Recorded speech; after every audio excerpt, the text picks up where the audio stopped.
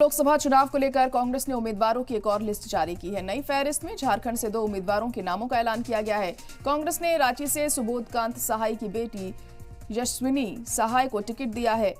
Godda seat से दीपिका पांडे सिंह को ticket काट प्रदीप यादव को मैदान में उतारा गया है। वहीं आंध्र की 9 सीटों पर भी उम्मीदवारों के नाम का ऐलान किया गया है।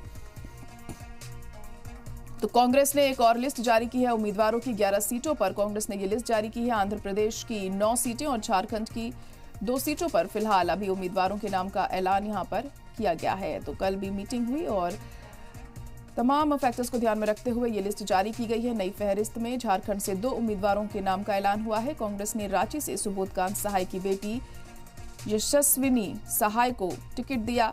गोड्डा सीट से दीपिका पांडे का टिकट काटकर प्रदीप यादव को मैदान में उतारा गया है।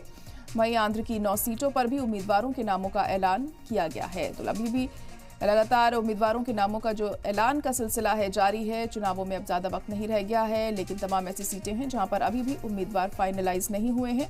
और अब कांग्रेस ने एक और लिस्ट ये जारी की है जिसमें 11 उम्मीदवारों का नाम फाइनल करके अभी बताया गया है। लेकिन और बाकी उम्मीदवार जो बचे हुए हैं कब तक उनका ऐलान किया जाता है ये देखना होगा। तो तमाम चीज़ों को ध्यान में रखते हुए फिलहाल उम्मीदवारों के नाम का ऐलान यहां पर किया गया है। कांग्रेस की इस लिस्ट में आपको बता दें कि कल देर शाम ये ऐलान किया गया।